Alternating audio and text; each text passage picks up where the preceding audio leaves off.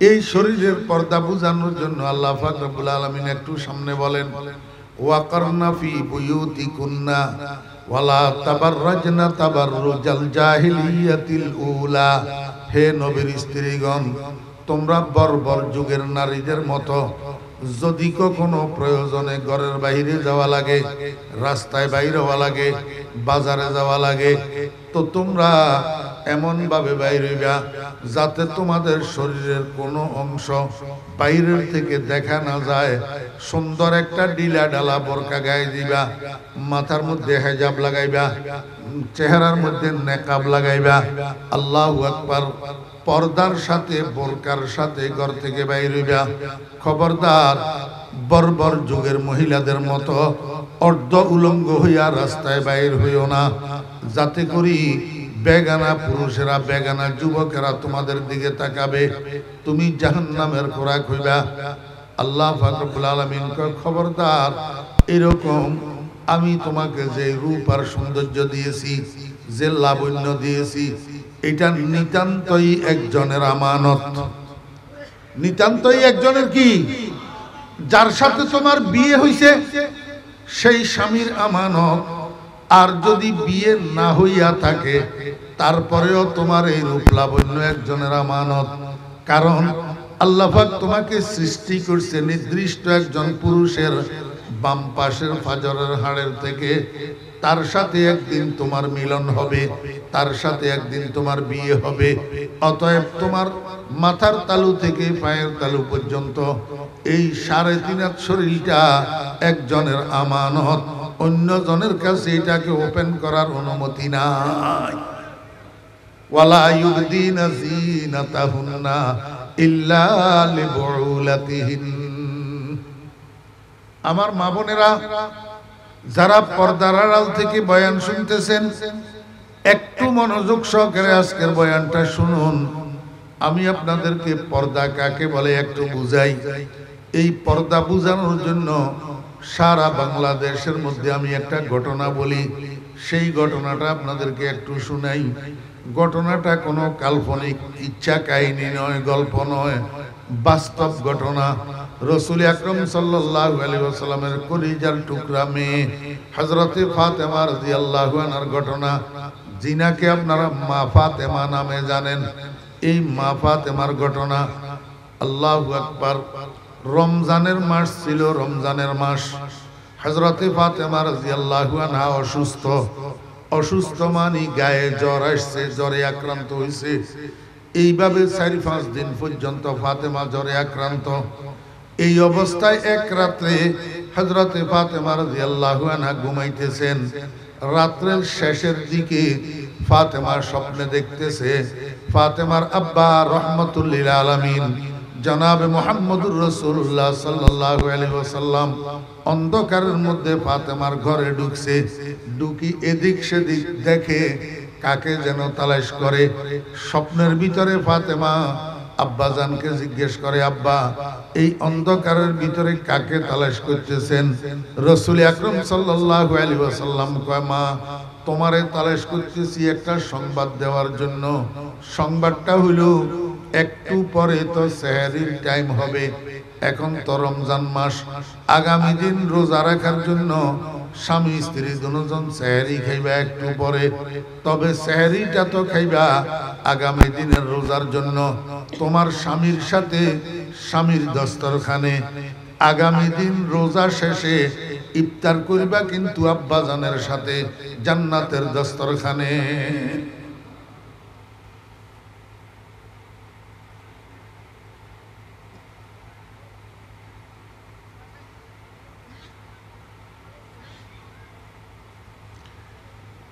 এত বড় একটা স্বপ্ন, এটা শোনার পরে আপনাদের মধ্যে কোনো নড়াচড়া লক্ষ্য করতে পাইলাম না। আমার তো মনে হয় আপনাদের মনোযোগ নেই, আপনারা সুর শুনতেছেন, কথা বুঝতেছেন না।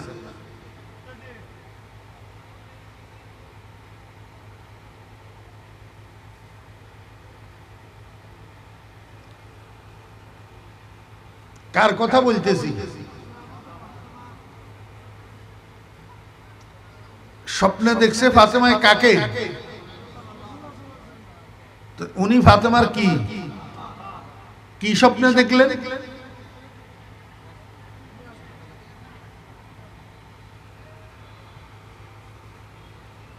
কবরস্থানের পাশে দাঁড়াই কথা বলার মতো। এই মনোযোগ ছাড়া এই ওয়াজ শুনে কি লাভ হবে?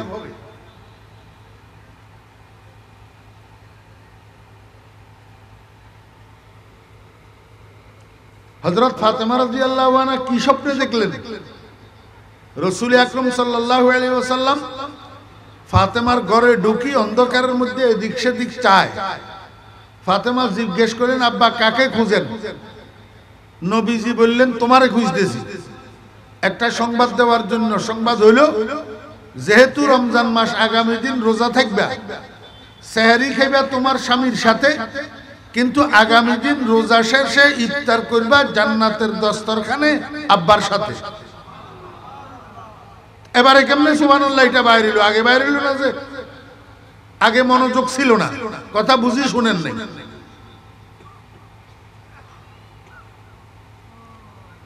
40 বছর বয়ান করতেছি, 40 বছর শিক্ষকতা করতেছি। মানুষ চরানি আর ছাত্র চরানি তো আমাদের কাজ। আমরা সিচুয়েশনের দিকে তাকাইলে বুঝি অবস্থাটা কি।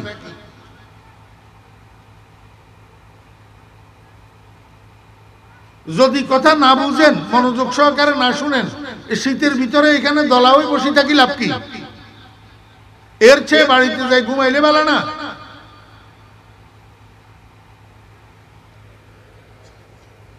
এই মাদ্রাসা বলেন আর স্কুল কলেজ বলেন, ক্লাসের ভিতরে ছাত্র কতগুলো আছে এরকম অমনোযোগী দামিস। স্যারে পড়ার, হুজুরে পড়ার, কি পড়ার এটার দিকে হাতের খেয়াল নাই। এবার পরীক্ষা দিলে ফেল মার। স্কুল কলেজের গুলা শেষ পর্যন্ত সন্ত্রাসী হয়, আর মাদ্রাসার গুলা হয় কাঠমোল্লা।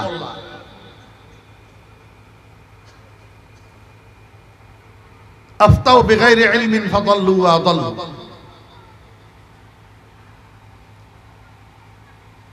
অমনোযোগী মানুষের দুনিয়াও বরবাদ, আখিরাতও বরবাদ। উদাসীন। এটা কি যেমন তেমন কথা নেই। ফাতেমা স্বপ্নে দেখছে রাসূল আকরাম সাল্লাল্লাহু আলাইহি ওয়াসাল্লামকে। রাসূলুল্লাহ সাল্লাল্লাহু আলাইহি ওয়াসাল্লাম বলতেছে, আগামী দিনের রোজার জন্য সেহরি খাইবা স্বামীর সাথে, আর আগামী দিন রোজা শেষে ইফতার করিবা আব্বার সাথে জান্নাতে। এটা কি যেমন তেমন স্বপ্ন? এটা এই স্বপ্নের দ্বারা কি বুঝাইলেন রাসূল আকরাম সাল্লাল্লাহু আলাইহি ওয়াসাল্লাম? আগামী দিন ফাতেমার ইন্তেকাল হয়ে যাবে, তারপরের দিন থেকে ফাতেমাকে আর দুনিয়াতে পাওয়া যাবে না। যদি ইন্তেকাল না হয়, তাহলে আব্বার সাথে জান্নাতে ইফতার করে কেমনে? কথা বুঝছেন না বুঝেন নাই? আমার ভাইয়েরা, দোস্ত, আহবাব, হযরতে ফাতেমা রাদিয়াল্লাহু আনহার ঘুম ভাঙে গেছে। হযরতে ফাতেমা রাদিয়াল্লাহু আনহা বেচাইন হইয়া গেছে। এটা কি দেখলাম? যত কিছুই হোক, রাসূল আকরাম সাল্লাল্লাহু আলাইহি ওয়াসাল্লামের কন্যা তো, রাসূল আকরাম সাল্লাল্লাহু আলাইহি ওয়াসাল্লামের রক্ত। এটা রাসূলের বেটি না? স্বপ্নের তাৎপর্য বুঝতে 1 সেকেন্ডও লাগে নাই। সঙ্গে সঙ্গে ফাতেমা বুঝে ফেলছে, আমার এই স্বপ্ন আমার মৃত্যুর পূর্বাভাস। আমার মৃত্যুর পূর্বাভাস। আগামী দিন ইফতারের আগে আমার ইন্তেকাল হইয়া যাবে। আল্লাহ পাক ওয়াহদাহু লা শারীকা লাহু, একক, বেজোড়, কিন্তু বানাইছেন সব জোড়া জোড়া। খালাকাল্লাহু কুল্লা শাইইন যাওজাইন। আসমান জমিন এক জোড়া, চন্দ্র সূর্য এক জোড়া, দিন রাত এক জোড়া, জিন ইনসান এক জোড়া, দুনিয়া আখিরাত এক জোড়া, ব্যস্ত দুজক এক জোড়া, আলো অন্ধকার এক জোড়া, নারী পুরুষ এক জোড়া। নারী পুরুষ এক জোড়া। আল্লাহ পাক মানুষকে বানাইছেন মদনীয়ত তবা করে। মদনীয়ত তবা, মদনীয়ত তবা মানে ইউনাইটেড জীবনযাপনে অভ্যস্ত, সম্মিলিত জীবনযাপনে অভ্যস্ত। এই জন্য মানুষ একসাথে মিলেমিশে জীবনযাপন করতে শান্তি পায়, সিঙ্গেল জীবনযাপনে কষ্ট পায়। এই কথাটা আপনারা যারা দেশে আছেন আপনারা একটু কম বুঝবেন। ওই ছেলেটা যেটা বিয়ে করি 3 মাস পরে দুবাই চলে গেছে 2 বছরের বিষয়, ওই তারে একটু জিজ্ঞেস করিয়েন ওই 2 বছর দুবাইতে কাটাইতে তার কি অবস্থা হয়। জি, আর ওনারা বুড়ো গেলে হইতে পারিবেন 2-4 দিনের বুড়ি যদি বাপের বাড়িতে যায় বেড়াবেন লাই তো গড় তো ওনার কি অবস্থা হয়।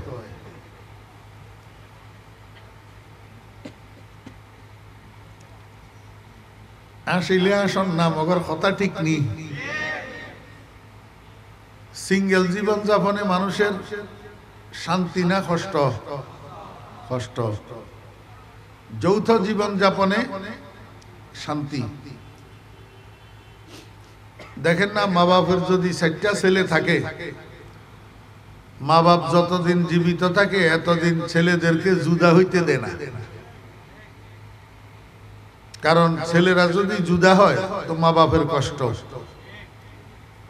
পরিবারটা একসাথে থাকলে শান্তি। কিন্তু এই মানুষের যৌথ জীবন যাপন শান্তিময় হয় ওই সময় যখন মানুষ যৌথ জীবন যাপনটা আল্লাহ পাকের দেয়া বিধিবিধান অনুযায়ী চালায়। এই যৌথ জীবন যাপনের জন্য আল্লাহ পাক কিছু বিধিবিধান দিয়েছেন, নিয়ম কানুন দিয়েছেন। এই নিয়ম কানুন মতো আল্লাহর দেওয়া বিধিবিধান অনুযায়ী যদি জীবনটা চালায় তাহলে সেখানে শান্তি, আর না হইলে অশান্তির আগুন।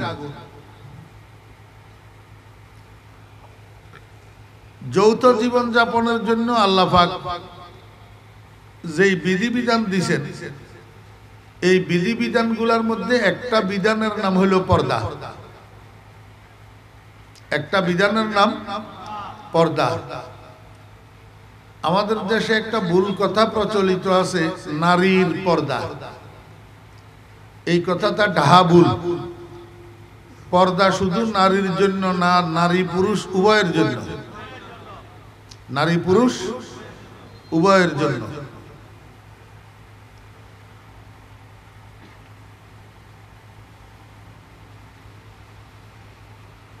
পর্দাটা 3 প্রকার।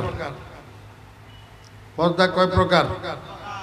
3 প্রকার। 1 নম্বর হইল চোখের পর্দা, 2 নম্বর হইল আওয়াজের পর্দা, 3 নম্বর হইল শরীরের পর্দা। চোখের পর্দা কি?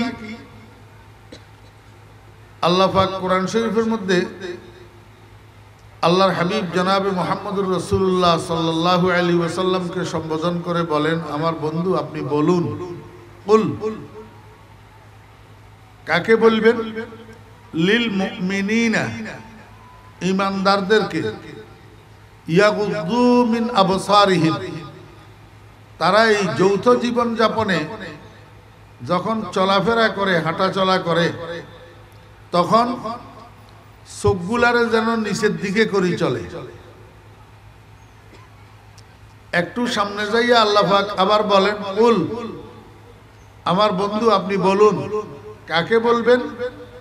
লিল মুমিনাতি, আপনার উম্মতের ঈমানদার মহিলাদেরকে। কি বলবেন? ইয়াগদুদনা মিন আবসারিহিন্না, তারা চলাফেরার মধ্যে, হাঁটা চলার মধ্যে চোখগুলারে যেন নিচের দিকে করে হাঁটে। এবার বুঝেন, একজন বেগানা পুরুষ আর একজন বেগানা নারী ঘরের ভিতরে অথবা ঘরের বাহিরে যখন আরেকজন বেগানাকে ক্রস করে, একজন এই দিক থেকে যাইতেছে আরেকজন ওই দিক থেকে আসতেছে, একজন আরেকজনের ক্রস করবে না? এই ক্রস করার সময় নারী পুরুষ দুজন রাত্রে চলা দুইটা প্রাইভেট কারের মতো। রাত্রে যে প্রাইভেট কারগুলা চলে রাস্তায় যখন একটা আরেকটাকে ক্রস করে তখন ড্রাইভিং এর আইন হইল দুজন প্রাইভেট কারের ড্রাইভার সামনের হেডলাইট গুলাকে ডিম করে দিবে। ঠিক না বে ঠিক কর? আমরা খালি মোল্লানো, আমরা ড্রাইভার। এটা ড্রাইভিং এর আইন। হেডলাইট কি করতে হবে? কথা কয় না, ডিম করতে হবে, মানে উপরের দিকে উঠে রাখবে। কি করবে? নিচের দিকে করবে। কেন?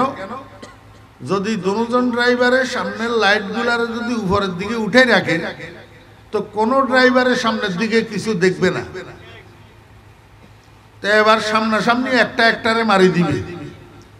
এবারে ড্রাইভারও দুজন মরার সম্ভাবনা, গাড়ি তো দুটোটা ভাঙবেই, অ্যাক্সিডেন্ট হবে। কথা বুঝতে লাগবেন না? অ্যাক্সিডেন্ট হবে। আল্লাহ কয় যে ও নারী পুরুষ বেগানা, তোমরা যখন ঘরে বাহিরে একজন আরেকজনের ক্রস করিবা তোমরা দুইটা প্রাইভেট কারের মতো ওই হেডলাইট দুটোটারে ডিম করো। হেডলাইট বুঝছেন তো কি? চোখ, চোখ দুটোটারে ডিম করো। চোখের উপরের দিকে উঠাই এদিক সেদিক বিলবিল বিলবিল বিলবিলাইও না। বিলবিলাইলে ও সাত চোখে মিলন হবে। সাত চোখে কি হবে? মিলন হবে। সাত চোখে মিলন হইলে যদি দিল খারাপ থাকে তো দিলের ভিতরে আকর্ষণ সৃষ্টি হবে, সেটাই তোমাদেরকে অ্যাক্সিডেন্টের দিকে নিয়ে যাবে। এটা হলো চোখের পর্দা সংক্ষেপ। এরপরে হইল আওয়াজের পর্দা। আমি যে আয়াতটা তেলাওয়াত করছি এটার মধ্যে আল্লাহ পাক আওয়াজের পর্দা বুঝাইতেছেন। কাদেরকে? কাদেরকে বুঝাইতেছেন? ইয়া নিসা আন-নবী, অর্থ কি? হে নবীর স্ত্রীগণ, হে নবীর স্ত্রীগণ,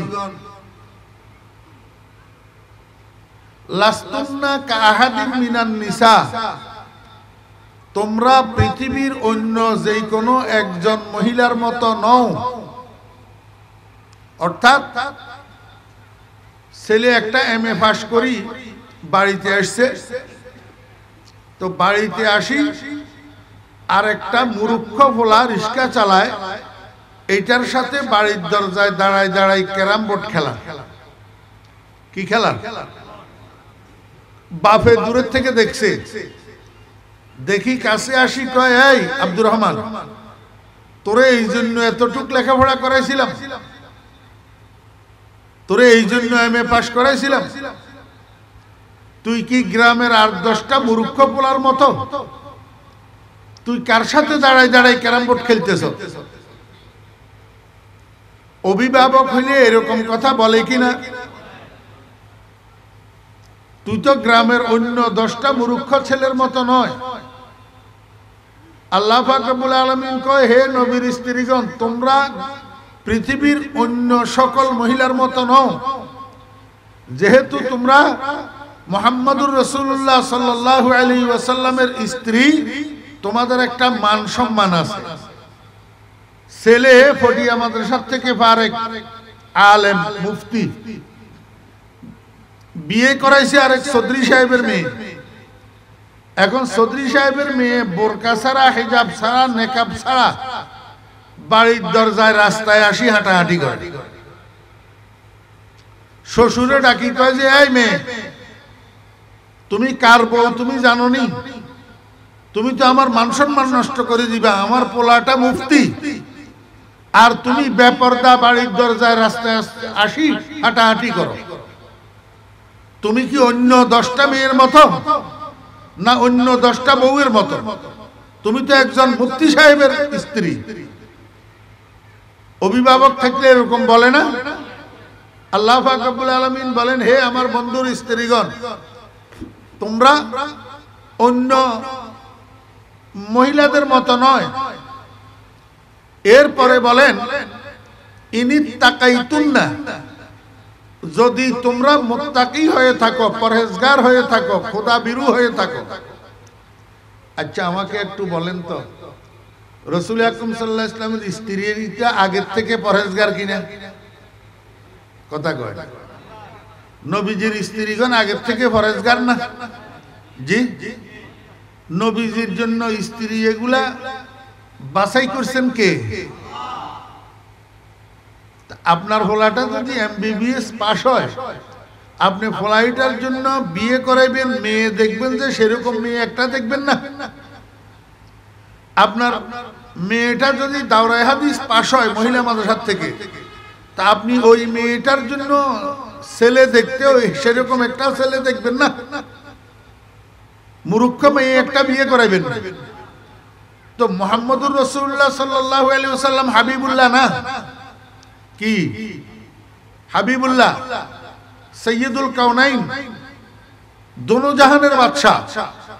তো উনার জন্য আল্লাহ পাক স্ত্রী চয়েস করছেন যেমন তেমন মহিলা না, শ্রেষ্ঠ শ্রেষ্ঠ মুত্তাকি মুত্তাকি পরহেজগার মহিলা। এখন এই মহিলার গুলারে আল্লাহ পাক আবার দমকায় কেন? ইনিত্তাকাইতুন্না, যদি তোমরা পরহেজগার হয়ে থাকো।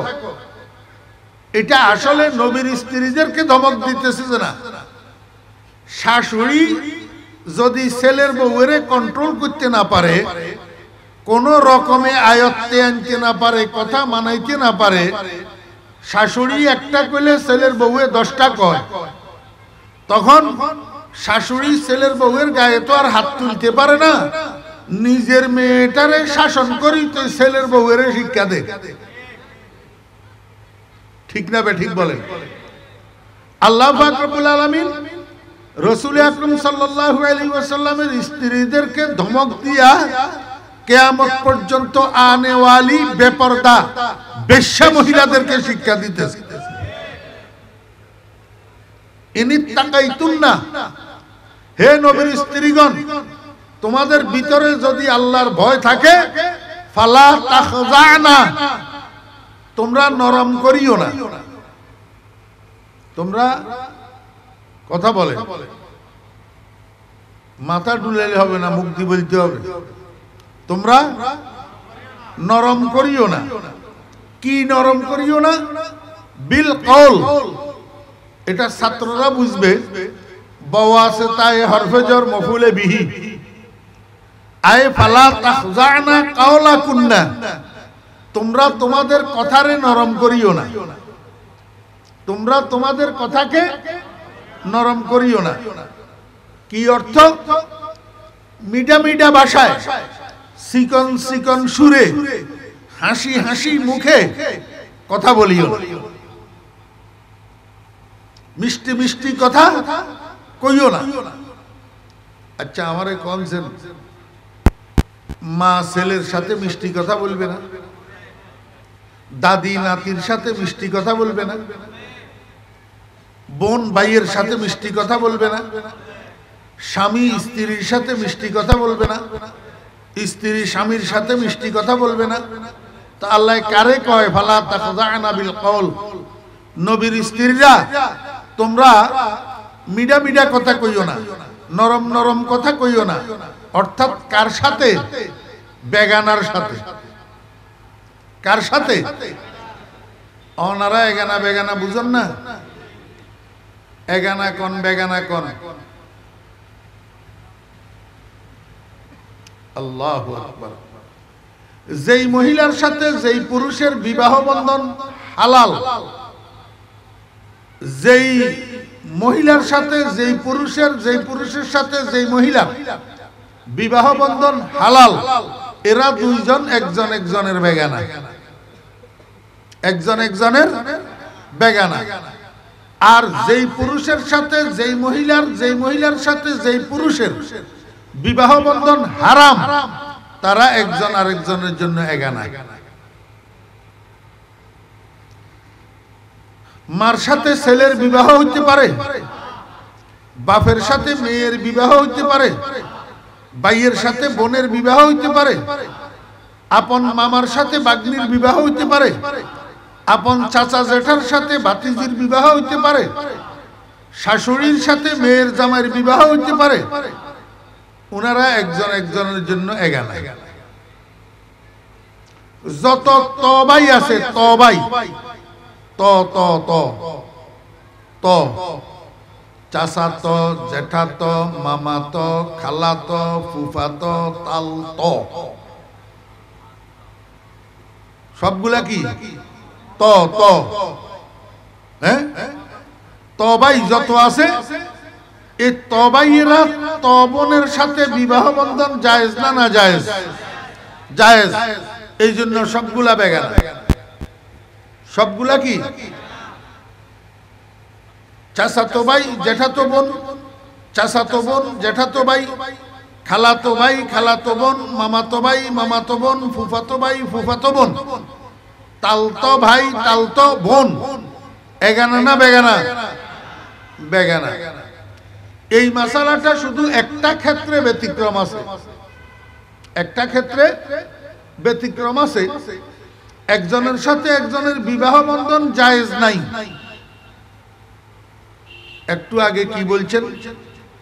যার সাথে যার বিবাহ বন্ধন জায়েজ নাই, উনারা দুইজন এগানা না বেগানা? এই তো বলি গেছি, এগানা না বেগানা? বিবাহ বন্ধন জায়েজ নাই, এগানা। আপন ভাই, আপন বোন, বিবাহ বন্ধন জায়েজ আছে না? তাহলে দুজন কি? এগানা। এক জায়গায় ব্যতিক্রম আছে, শালি আর দুলাভাই বিবাহ বন্ধন জায়েজ নাই, তারপরেও বেগানা।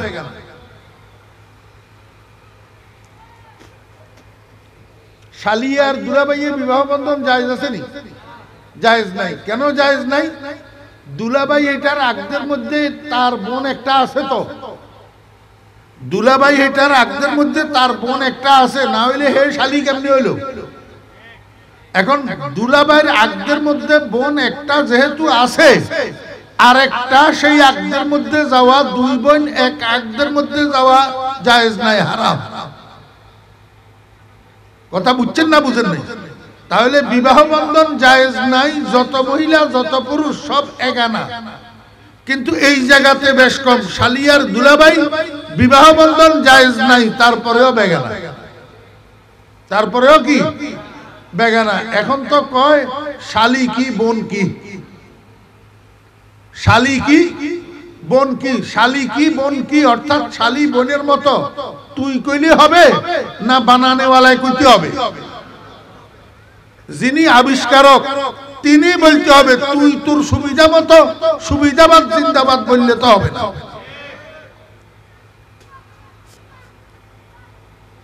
কত বাবি বলে কিসের মতো? মায়ের মতো। কার জন্য? দেবরের জন্য। কার জন্য? দেবরের জন্য। আল্লাহর রাসূল কয় আল হামু আল মউত, দেবর বাবির জন্য মৃত্যু সমতুল্য, আর হেতে কয় মায়ের মতো। তুই কইলে হইব না? সুবিধাবাদ জিন্দাবাদ।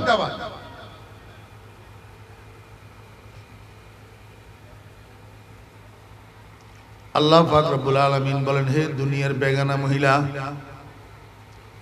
বেগানা পুরুষের সাথে মিষ্টি ভাষায় কথা বলবে না, নরম ভাষায় কথা বলবে না। যদি বলো ফায়াতমা আল্লাযী ফী কলবিহি মারাদ, কোন বেগানা যুবকের সাথে যদি তুমি নরম নরম ভাষায় কথা বলো, ওই যুবকের দিলের মধ্যে রোগ থাকতে পারে। পৃথিবীর মানুষের সবগুলা দিল বালানা, সবগুলা দিল কিনা বালানা। দিলের ভিতরে রোগ, দিলের ভিতরে কি রোগ? আল্লাহ পাক রব্বুল আলামিন বলেন, এরকম রুগ্ন দিলওয়ালা যদি যুবক হয়, তার সাথে তুমি যদি মিষ্টি মিষ্টি কথা কও, হেতে তোমার দিকে লালসার হাত বাড়াবে। কি বাড়াবে? লালসার হাত। আমার অনুবাদ যদি ভুল হয়, হুজুররা আছে না, আমারে শুধরাই দিব। তামা ইয়াতমাউ তামান অর্থ কি? লালচ কর না, লোভ করা, লালসা করা।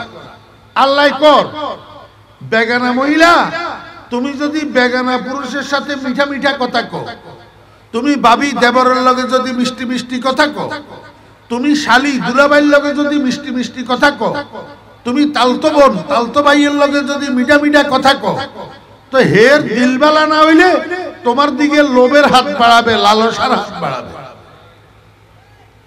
তোমার দিকে কুপ্রস্তাব দিবে, কুপ্রস্তাব। এই কুপ্রস্তাবে তুমি রাজি হইলেও তোমার ক্ষতি, রাজি না হইলেও তোমার ক্ষতি।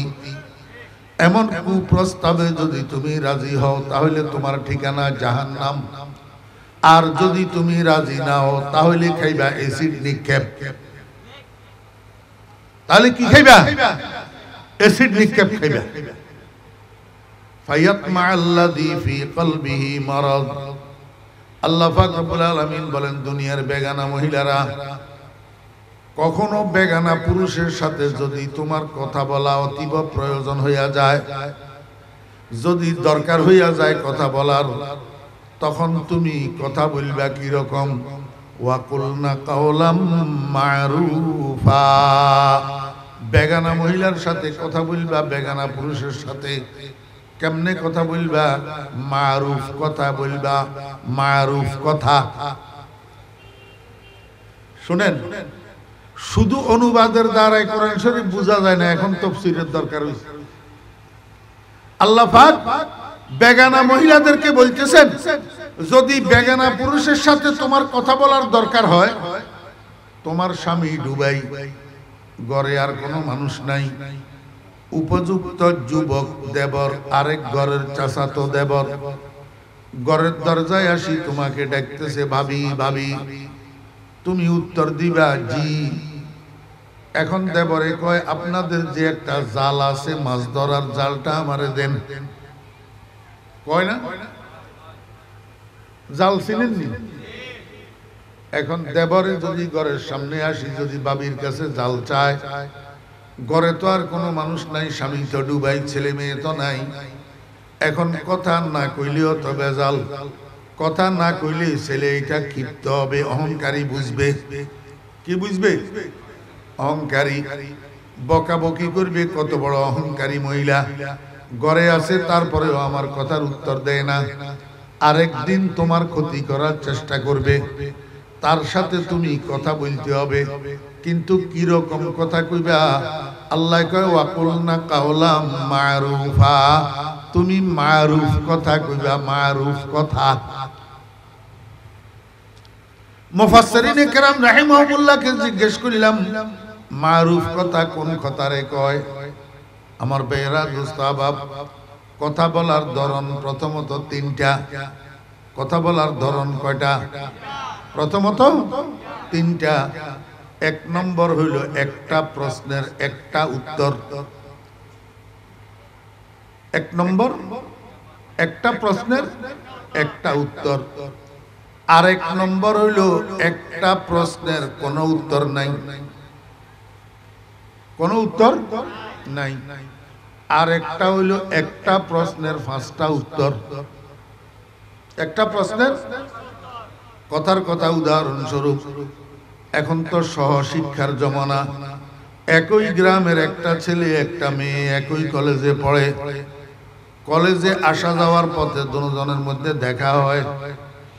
একদিন ছেলেটা সামনে দাঁড়াইয়া মেয়েটাকে জিজ্ঞেস করলো, এই তোমার নাম কি? তুমি কথা না বলি পাশ কাটি চলে গেলা। ছেলে তোমার উপরে ক্ষিপ্ত হবে, তোমাকে অহংকারী ভাববে, ক্ষতি করার চেষ্টা করবে। আর যদি এই তোমার নাম কি, তুমি যদি বলো জি ভাইয়া আমার নাম সকিনা, আমরা বাড়ি বুনিয়া বাড়ি, হ্যাঁ আমার আব্বার নাম আব্দুর রহিম, ভাইয়া আপনার নাম কি না ভাইয়া? জি। উত্তর দিলা? জিজ্ঞাসা করছে তোমার একটা, তুমি উত্তর দিলা পাঁচটা মিঠা মিঠা কথা দিয়ে হাসি মুখে। আল্লাহ কয়, বরবাদ করছ তুই। এই পোলা এখন তোর দিকে আকৃষ্ট হবে, আগামীকাল কলেজে যাওয়ার সময় আবার তোর সাথে কথা বলার চেষ্টা করবে, আস্তে আস্তে তোর সাথে বাপ জমানোর চেষ্টা করবে। এইবার তোকে কফি খাওয়ার জন্য কফি হাউসে যাওয়ার জন্য দাওয়াত দিবি, এই পড়লে আরই বিপদে। আমার বেয়েরা দোস্ত আহবাব, আল্লাহ পাক রব্বুল আলামিন কয় আমার বান্দিগণ একেবারে উত্তর না দিয়াও থাকিও না, আর একটার উত্তর পাঁচটাও দিও না। মিডা মিডা ভাষায়, মিডা মিডা গলায়, মিডা মিডা সুরে কইও না, বরং কি কইবা? আল্লাহু আকবার। একটা প্রশ্নের একটা উত্তর, একটা প্রশ্নের একটা উত্তর। কি রকম উত্তর? আল্লাহ কয় বান্দা কথা বলার ধরন তিনটা। একটা কথা বলার ধরন হইল স্বাভাবিক আওয়াজ, স্বাভাবিক কণ্ঠ, স্বাভাবিক আওয়াজ, স্বাভাবিক কণ্ঠ। আরেকটা কথা বলার ধরন হইল মিডা মিডা চিকন চিকন সুরে, মিঠা মিঠা। আরেকটা কথা বলার ধরন হইল কর্কশ, আরেকটা কথা বলার ধরন কর্কশ। একটা ছেলে তোমাকে জিজ্ঞেস করলো, এই তোমার নাম কি? তুমি তাকে যদি বলো আমার নাম সকিনা, আপনার নাম কি? এটা একটা কথা বলার ধরন। আরেকটা কথা বলার ধরন হইল, এই বেটা তোর কি দরকার, একবারে সেন্টেন্স দিয়ে ভিড়ে দিবি। এটা একটা কথা বলার ধরন। আরেকটা কথা বলার ধরন হইলো তোমার জিজ্ঞেস করলো, এই তোমার নাম কি? তুমি স্বাভাবিক কণ্ঠে বললে আমার নাম সকিনা, এটা বলি পাশ কাটি চলে যাও। এবার কথা বুঝছেন? তাহলে কথা বলার ধরন 6 প্রকার হইল মোট। কয় প্রকার? 6 প্রকার। একটা হইল একটা প্রশ্নের উত্তর একেবারে নাই, আরেকটা হইল একটা প্রশ্নের উত্তর 5টা, আরেকটা হইল একটা প্রশ্নের উত্তর একটা। এই মাঝখানেরটা ধরে রাখেন। আরেকটা কথা বলার ধরন হইল একটা মিষ্টি মিষ্টি কথা, আরেকটা কথা বলার ধরন হইল কর্কশ কথা, আরেকটা কথা বলার ধরন হলো স্বাভাবিক আওয়াজের কথা।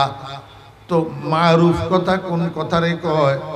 যেই কথা একটা প্রশ্নের উত্তর একটা হয় স্বাভাবিক আওয়াজে, মিঠা মিঠাও ন কর্কশ ন, স্বাভাবিক আওয়াজে একটা প্রশ্নের উত্তর একটা, এটার নাম মারুফ কথা। আল্লাহ কয় একেবারে কথা না কইতে পারিবা না, যদি প্রয়োজন হয় তবে মারুফ কথা কইবা।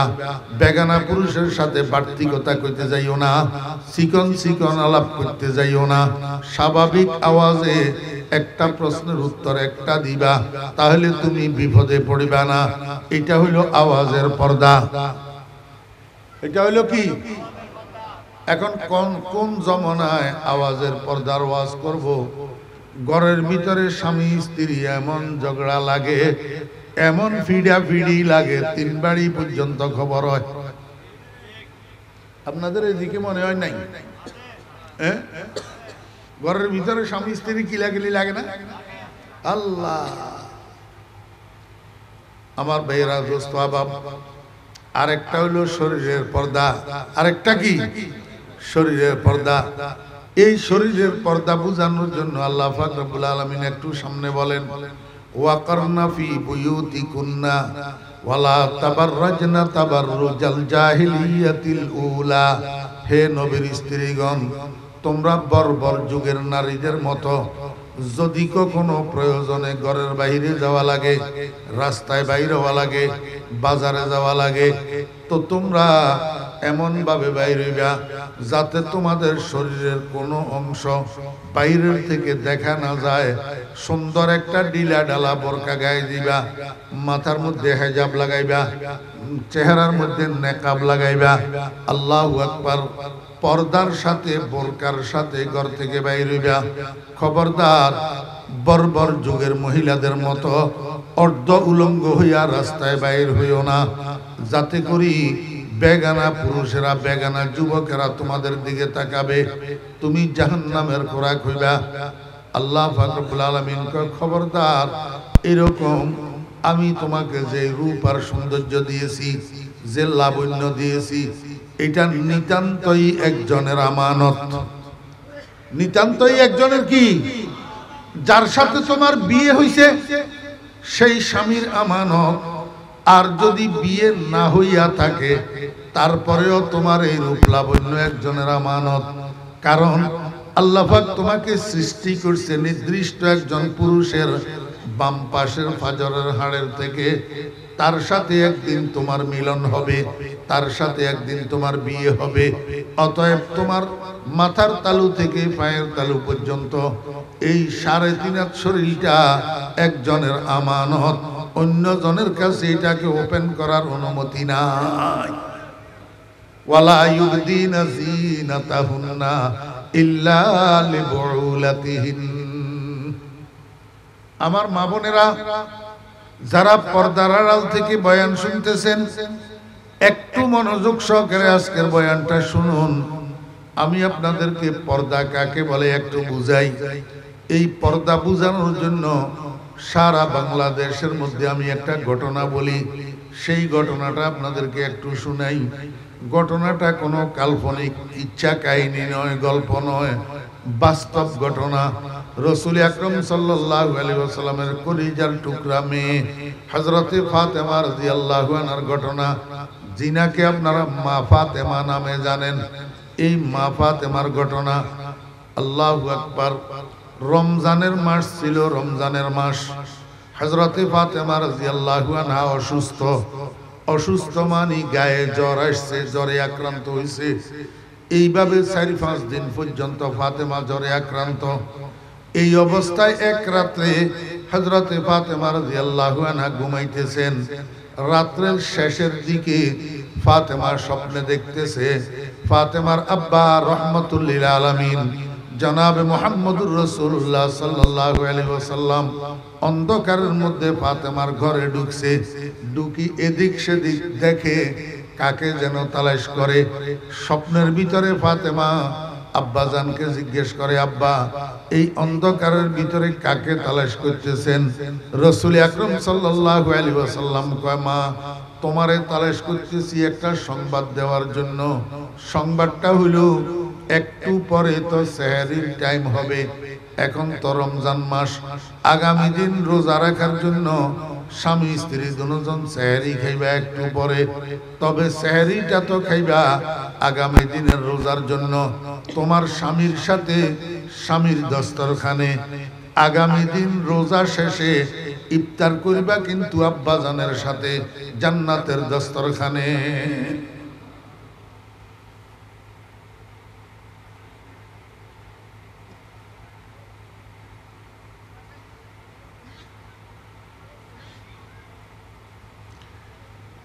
এত বড় একটা স্বপ্ন, এটা শোনার পরে আপনাদের মধ্যে কোনো নড়াচড়া লক্ষ্য করতে পাইলাম না। আমার তো মনে হয় আপনাদের মনোযোগ নেই, আপনারা সুর শুনতেছেন, কথা বুঝতেছেন না।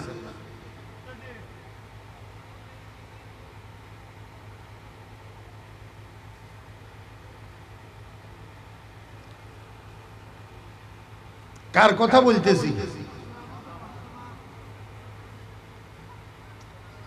স্বপ্নে দেখছে ফাতেমায় কাকে? উনি ফাতেমার কি কি স্বপ্নে দেখলেন?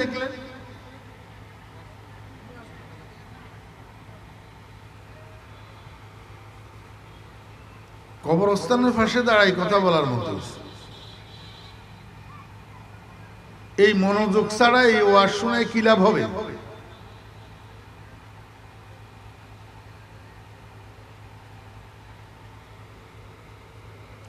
হযরত ফাতেমা রাদিয়াল্লাহু আনহা কি স্বপ্নে দেখলেন?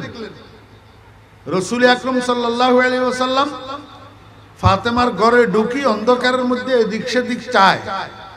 ফাতেমা জিজ্ঞেস করেন, আব্বা কাকে খুঁজেন? নবীজি বললেন, তোমারে খুঁজতেছি একটা সংবাদ দেওয়ার জন্য। সংবাদ হইল, যেহেতু রমজান মাস, আগামী দিন রোজা থাকবা, সেহরি খাইবা তোমার স্বামীর সাথে, কিন্তু আগামী দিন রোজা শেষে ইফতার করবা জান্নাতের দস্তরখানে আব্বার সাথে। এবারে কেমনে সুবহানাল্লাহ এটা বাইরে হলো? আগে বাইরে হলো না, যে আগে মনোযোগ ছিল না, কথা বুঝি শুনেন নাই।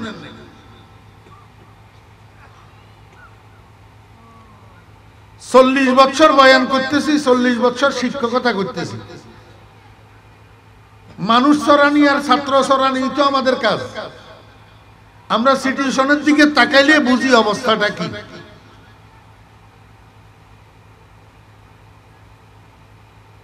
যদি কথা না বুঝেন, মনোযোগ সহকারে না শুনেন, শীতের ভিতরে এখানে দলা হয়ে বসে থাকি লাভ কি? এর চেয়ে বাড়িতে যাই ঘুমাইলে ভালো না?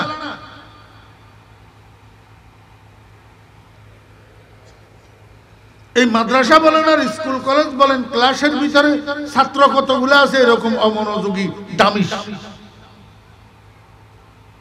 স্যারে পড়ার, হুজুরে পড়ার, কি পড়ার এটার দিকে হাতের খেয়াল নাই। এবার পরীক্ষা দিলে ফেল মার। স্কুল কলেজের গুলা শেষ পর্যন্ত সন্ত্রাসী হয় আর মাদ্রাসার গুলা হয় কাঠমোল্লা।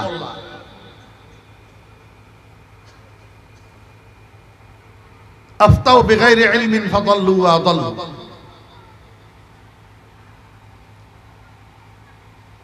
অমনোযোগী মানুষের দুনিয়াও বরবাদ, আখিরাতও বরবাদ।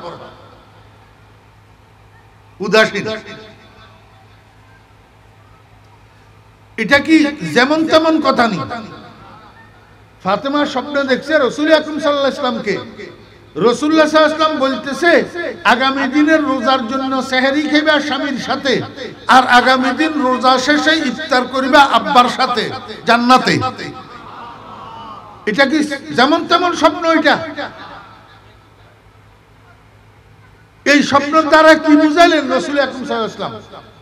আগামী দিন ফাতেমার ইন্তেকাল হয়ে যাবে, তারপরের দিন থেকে ফাতেমাকে আর দুনিয়াতে পাওয়া যাবে না। যদি ইন্তেকাল না হয় তাহলে আব্বার সাথে জান্নাতে ইফতার করে কেমনে?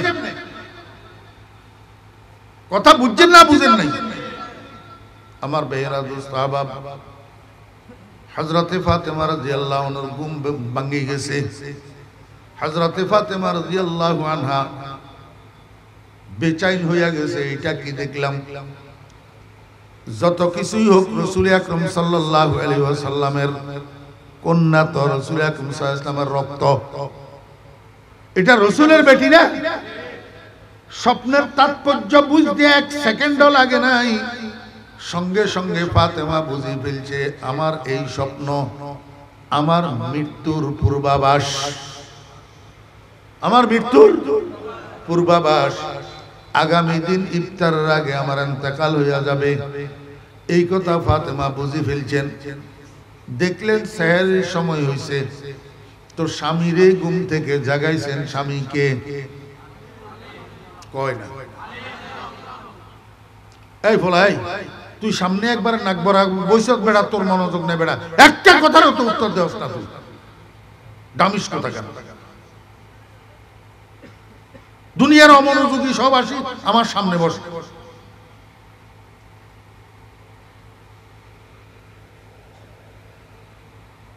ফাতেমার স্বামীকে শ্রোতা আস্তে আস্তে বাড়ের কায় তাবারুক মাবারুক আছে নি? হ্যাঁ,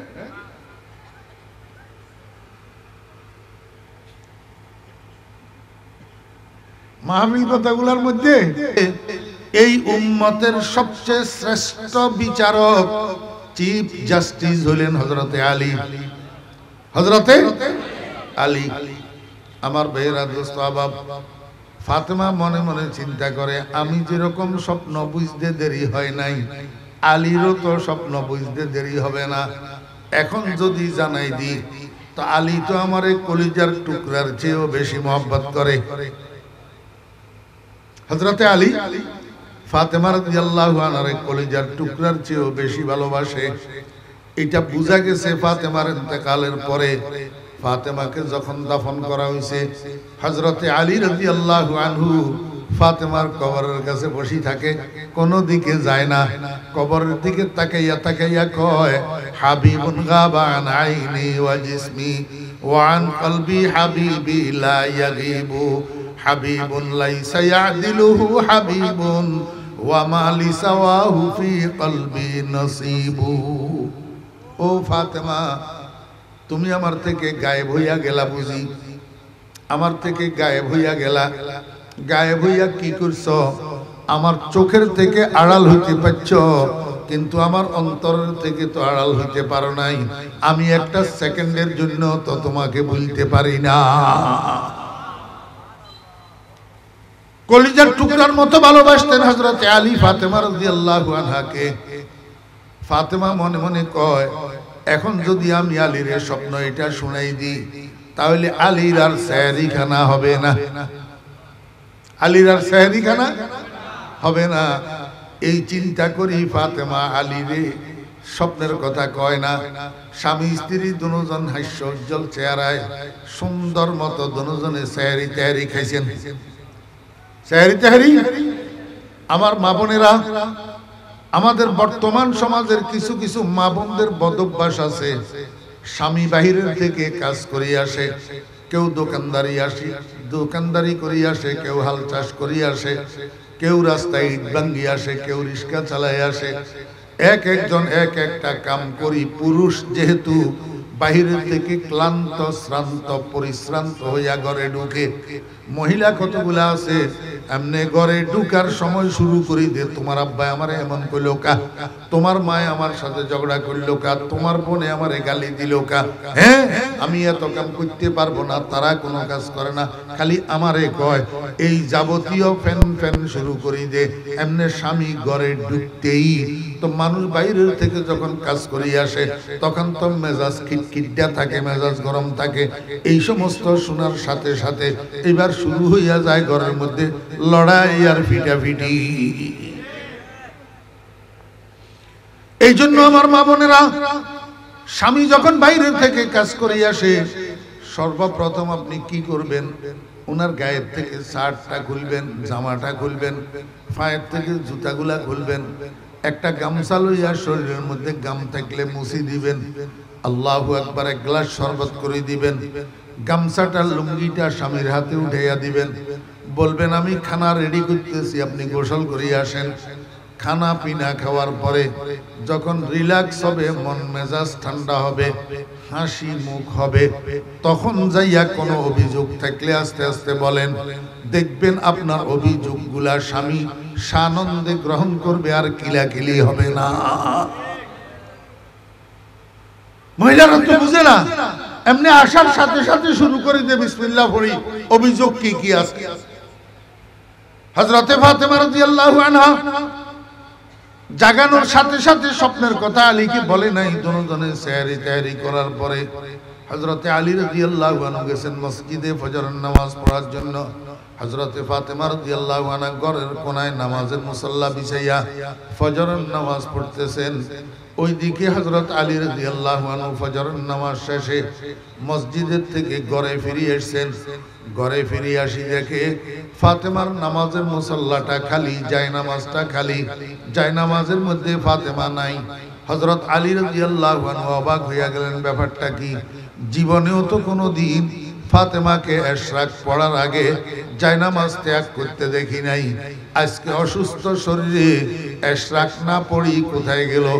ঘরের মধ্যে তালাশ করে দেখলেন ফাতেমাকে দেখা গেল না।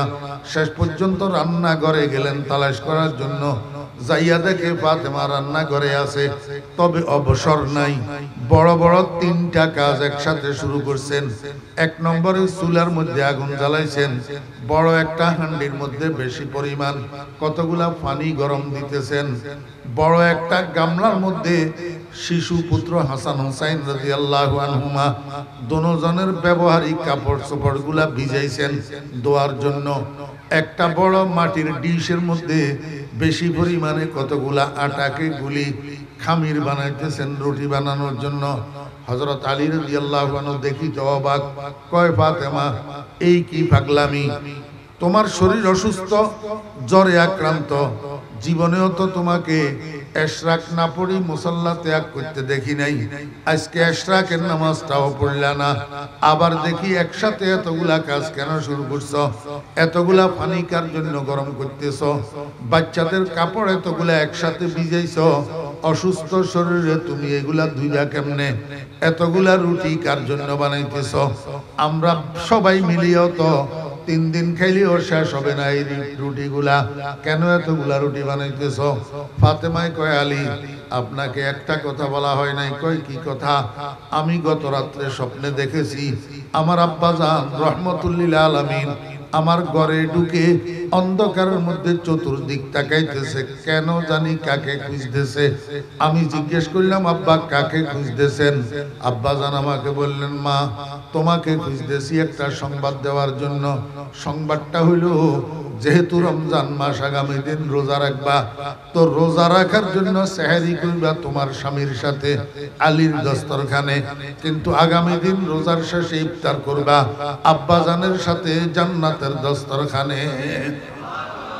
স্বপ্ন শোনার সাথে সাথে হযরত আলী রাদিয়াল্লাহু আনহু এক চিৎকার মারছে।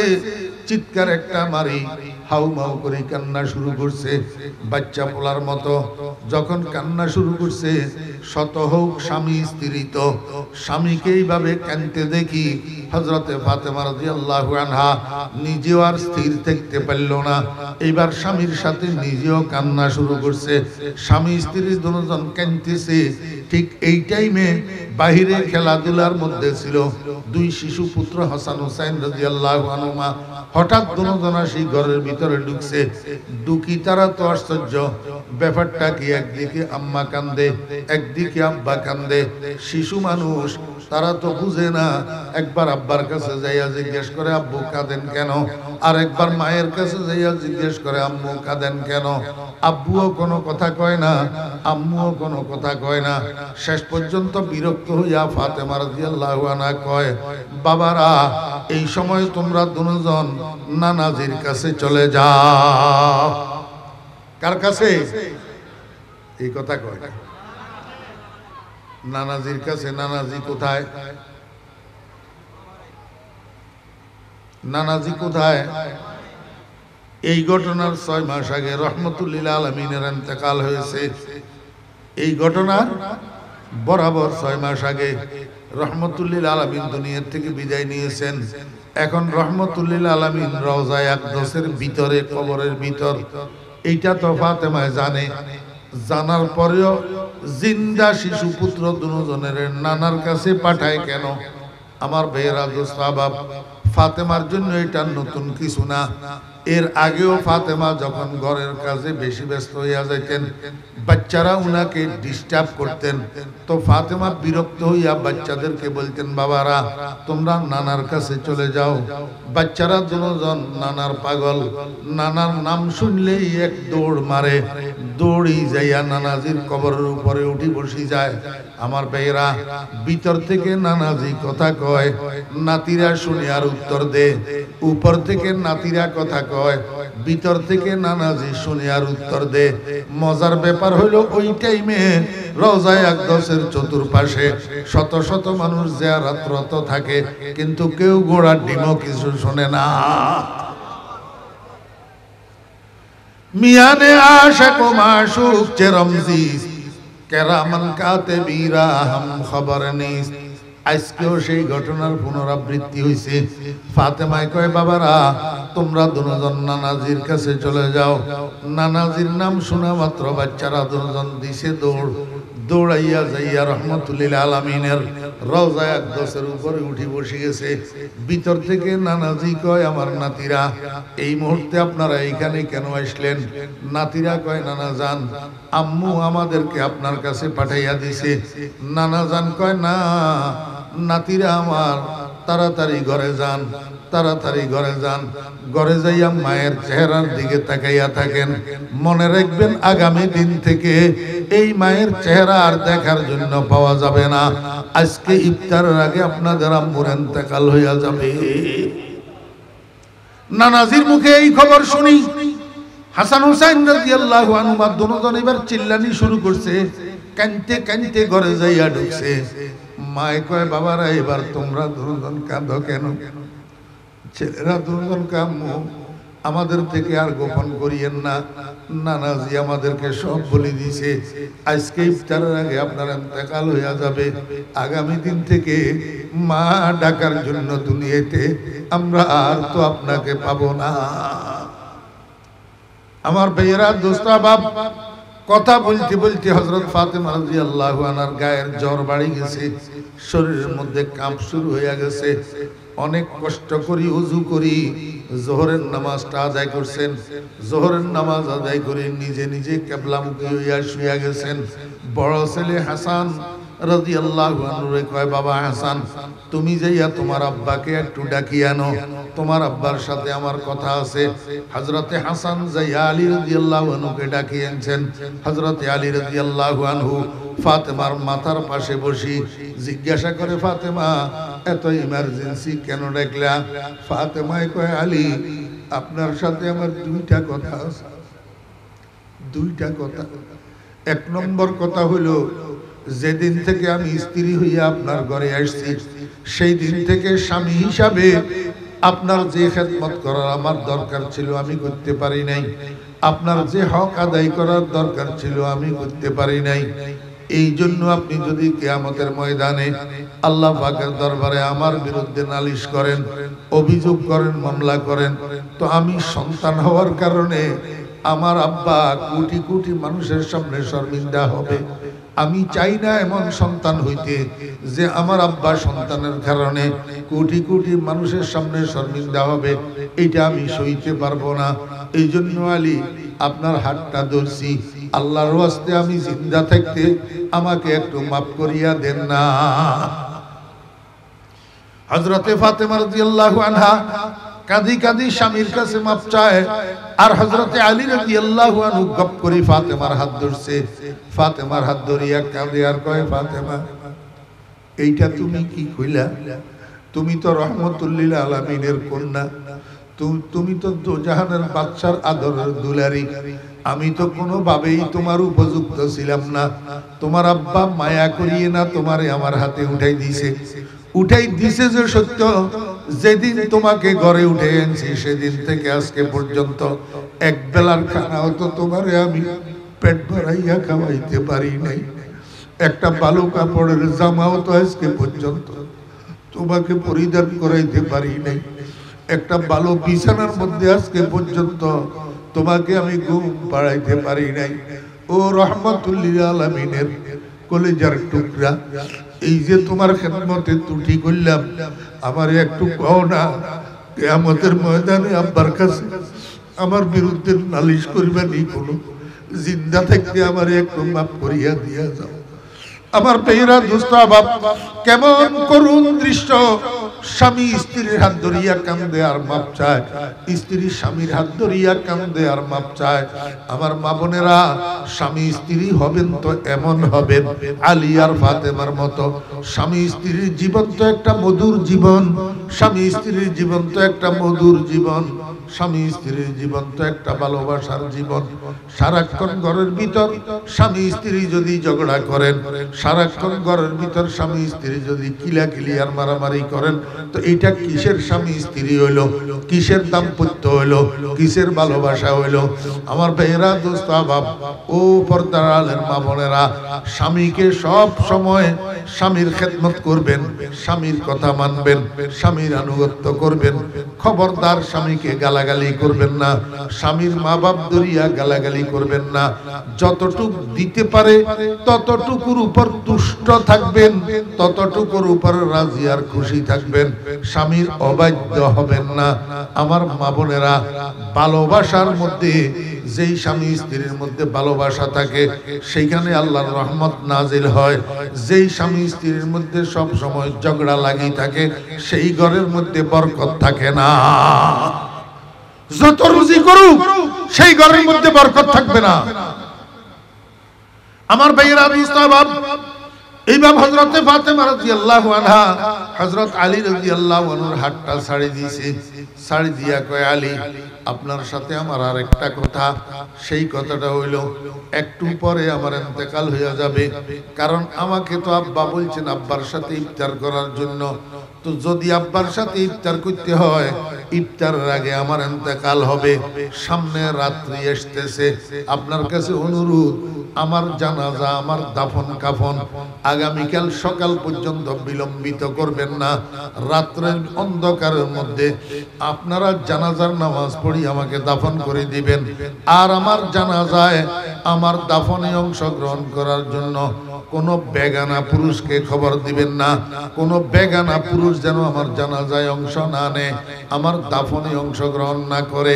আপনারা যারা আছেন নিজেরা নিজেরা আমার জানাজার নামাজ পড়ি, নিজেরা নিজেরা আমাকে দাফন করে দিবেন। হযরতে ফাতেমা রাদিয়াল্লাহু আনহা এই কথা বলার পরে আলী কয়, ও ফাতেমা, তুমি তো রহমতুল্লিল আলামিনের কন্যা, তোমার ইন্তেকালের খবর শুনলে মানুষ তোমার জানাজার নামাজ পড়ার জন্য, দাফন করার জন্য হাজার হাজার মানুষ ছুটে আসবে, তুমি নিষেধ করতেছো কেন? ফাতেমায় কয়, আলী বুঝলেন না, যারা আমার জানাজার নামাজ পড়ার জন্য আসবে, আমাকে দাফন করার জন্য আসবে, তাদের চোখে কি পট্টি লাগানো থাকবে নি? তারা আমার খাটিয়ার দিকে তাকাবে না। আমার খাটিয়ার দিকে তাকাইলে ও কাফনের কাপড় মোড়ানো থাকার কারণে তারা হয়তো আমার চেহারা দেখবে না, কিন্তু কাফনের কাপড়ের উপর দিয়া আমার শরীরের গঠন তা তো তারা দেখবে, কল্পনা করতে পারবে, খেয়াল করবে। রহমতুল্লিল আলামিনের মেয়ে ফাতেমা কতটুক লম্বা ছিল, কতটুক খাটো ছিল, কিরকম মোটা ছিল, কিরকম চিকন ছিল, এটা তো তারা কল্পনা করতে পারবে। ও আলী, আমার কাফনের কাপড়ের উপর দিয়া আমার দিকে দৃষ্টি দিয়া কেউ আমার শরীরের গঠন সম্পর্কে কল্পনা করুক, এইটাকেও আমি পর্দা লঙ্ঘন মনে করি। কিয়ামতের ময়দানে আল্লাহ পাক রব্বুল আলামিন যদি আমাকে জিজ্ঞেস করে পর্দা কেন লঙ্ঘন করলা, আমি আল্লাহর দরবারে জবাব দিতে পারবো না। এই জন্য আমি চাই না কাফনের কাপড়ের উপর দিয়াও কোনো বেগানা পুরুষের নজর আমার লাশের উপরে পড়ুক।